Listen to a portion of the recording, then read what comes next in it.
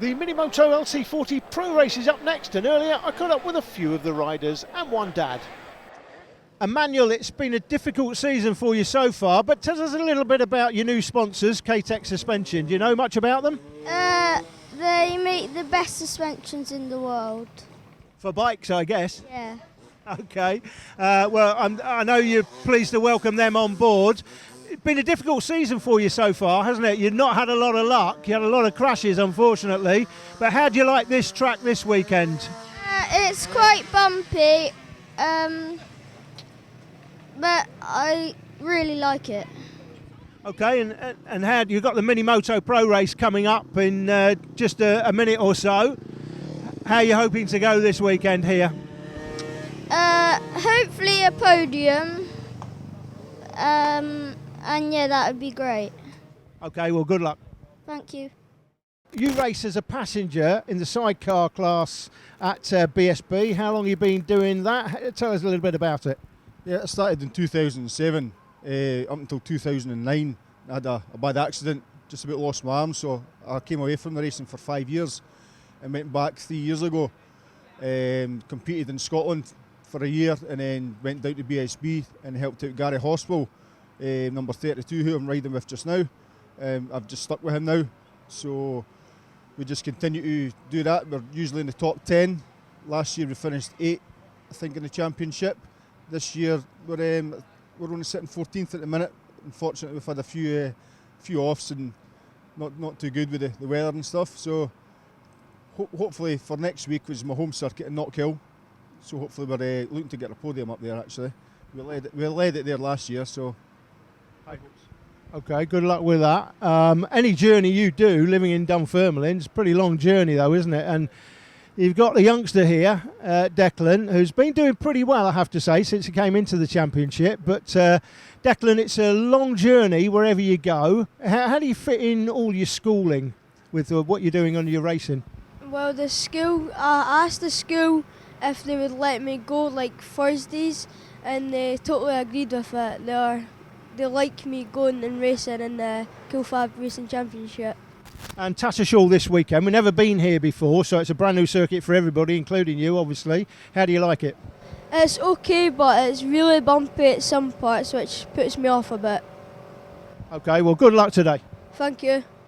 Well, we move on to the LC40 junior class. We're about to get a restart of this race because what you're about to see is the first start. You'll notice Casey O'Gorman and Evan Belford on the front row, just as in the previous race, and we'll talk about that in a moment. But as you can see, off the start, we're about to get a big incident. Watch to the right-hand side of the circuit. We're going to see into the first corner. Big moment for Josh Bannister, and he will not take up the restart. Fortunately, though, he is unhurt, but we can watch it again on replay, Alan. Yep, he comes down. You see him right in the middle of the track there. Watch, he grabs his front brake, watch his rear wheel. It lifts off the ground there, and then grabs as it comes back down, and he's all over the place. Yeah, he made no contact with anybody. No, unfortunately for Josh. Another rider going down as well. Can't quite make out the number on that bike, but Josh Bannister would not take the restart. Once more, the rider lineup for this class on your screens now. All the riders' pictures, numbers and names on your screen. We just run through them.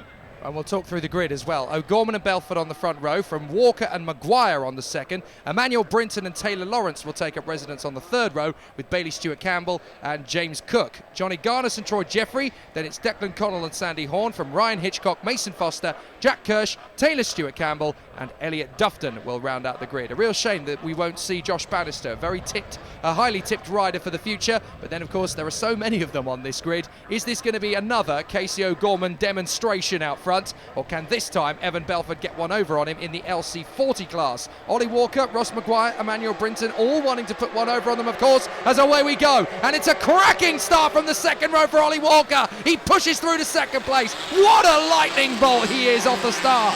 Fantastic start by Walker. Two bikes caught out. Yeah, Ryan Hitchcock's one of them, 43.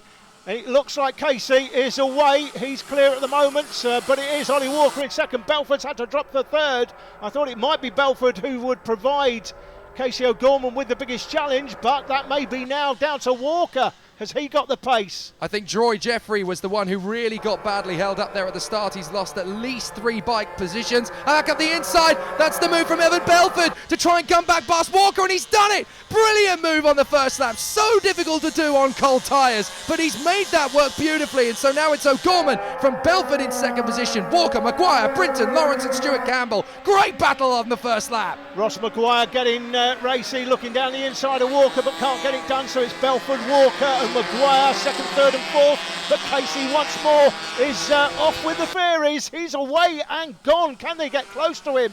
Casey O'Gorman is riding like riders 7 or 8 years older than him at the moment. He's just absolutely launched away. But Belford hanging on to this second position from Walker, Maguire, Brinton, and I think that's still Lawrence in there with them. Just trying to count how many bikes. Yes, Lawrence is still there in sixth position. Bailey Stuart Campbell on the 99 bike, not far away from this either. There he is, just coming into the shot. So we've got Belford in second place. Now he will be desperate to hang on to that after the absolute agony of running in second place at a canter in the previous race in the Mini GP 50 and retiring from the race with mechanical difficulties. This time he will want to hang on to the top spots, as here comes Walker once again to try and make the move on the inside. Can't get it done, and as a result of that, Ross Maguire is tightening up. The privateer, Casey O'Gorman leads it. It's just flashed through the picture. Then it's Anvil Tag Yamaha in second, Moto Rapido Ducati in third, and Bennett Suzuki in fourth place. That is Belford, Walker and Maguire second, third and fourth, the team riders. It's the privateer that leads it though. Yeah, and keep an eye on the 93, the man who's got Marc Marquez's number, Emmanuel Brinton. He's working very hard there in fifth position to keep up with them. He does not want to lose sight of a chance of the podium, especially when he knows that Belford and Walker will be tightening up their battle. You can bet this is going to get interesting as Belford puts one eye over his shoulder. He knows that Walker is only a few inches behind him as they come up and over the line again. Walker's going to dive for the inside, is he? He tries and has a look at it, but Belford is so confident in the first corner braking zone. He's not able to give him the space, and he's certainly not looking to give him anything on a plate today. Turn 3, the riders come through turn 3 and head for the 3 consecutive hairpins. This is hairpin 1, that will lead down to, not surprisingly, hairpin 2, and then up to hairpin 3.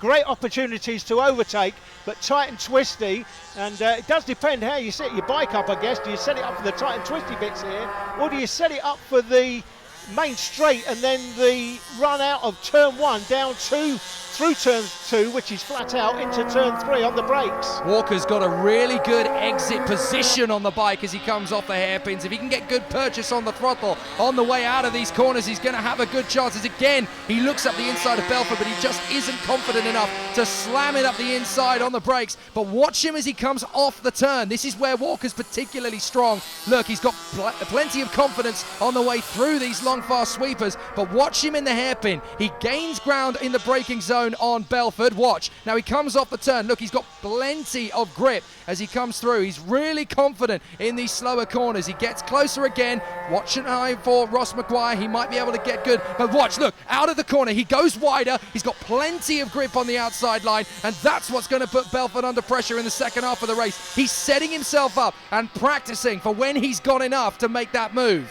Look at that hump in the track, right here as the bikes pretty much leave the ground, and here comes Walker down the inside, still can't get it done, has a look, but Belford is holding on from Walker, and Maguire is looking at these pair in front and thinking, I need you two to have a coming together. Well, look at O'Gorman, he's a full corner and half a straight ahead of them now, but these guys are still battling away for second. Belford still hanging on by a thread as Ollie Walker continues to give him that pressure. Down to the right-hander, sweep through.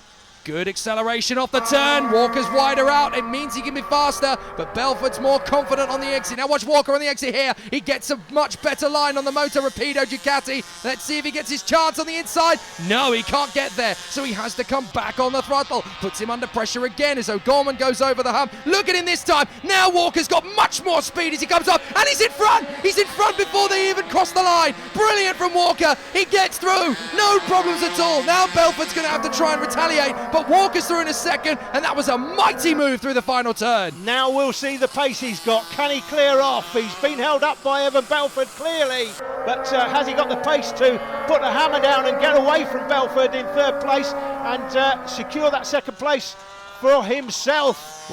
Ross Maguire doesn't look too slow either, does he, Jake? No, indeed. Maguire looks as though he's seen what Walker has done, and he's going to try and make the move himself, because he's now sizing up. Right, that's how to get it done. You've got to give him pressure in that final hairpin and make the move happen. So, oh no, he's lost it. Walker's down. Walker's down, and just gets clipped by Belford, but Walker's down. Walker is out of the race from second, and that started because he was looking behind him going into the hairpin, and that just unsettled his rhythm on the exit of the corner. He just clipped the curb coming out. That is his race over, and now that puts Ross Maguire through into second position past Belford.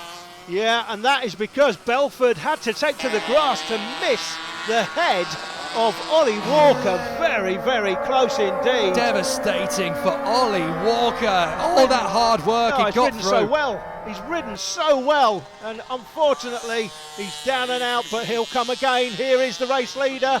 It is Casey O'Gorman once more. We saw him clean up in the Mini GP 50 class. He comes to the line, and he'll get the last lap flag, the black and yellow flag for the last lap.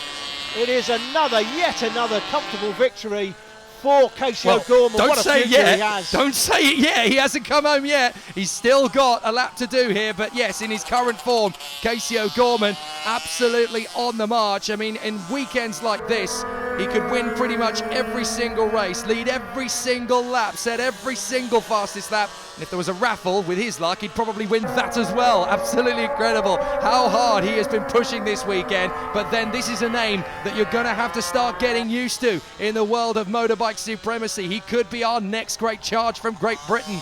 Indeed, he could be the next Danny Kent to come out of the Cool Fab series and go on to win at least British titles, but world titles as well. It's Casey O'Gorman that takes the win on the 7 machine. Casey O'Gorman, a name you are going to hear a lot of in future, folks. What a ride from Ross Maguire in second in front of Evan Belford. Big shame though for Ollie Walker. You have to feel for him. Had second pretty much on a plate there as a result of that fight. Emmanuel Brinton brings the bike home in 4th position ahead of Taylor Lawrence. Bailey Stewart Campbell rounds out the top 6. His brother Taylor's still battling on the last lap. That's Troy Jeffrey in front of him, Mason Foster behind him. I think it's going to finish like that, but a great battle all the way to the line. So yes, just talking about outside the top 5. Bailey Stewart Campbell 6th in front of James Cook. 8th position, a good ride from Declan Connell. Ryan Hitchcock came home 9th. Great fight back for him. And 10th place, Johnny Garners. But the day once again belongs to Casey O'Gorman. And in the championship fight, it's O'Gorman on top once again. 290 points with Maguire, Aidan Davey, Bailey Stewart Campbell and Declan Connell desperately trying to hang on to him.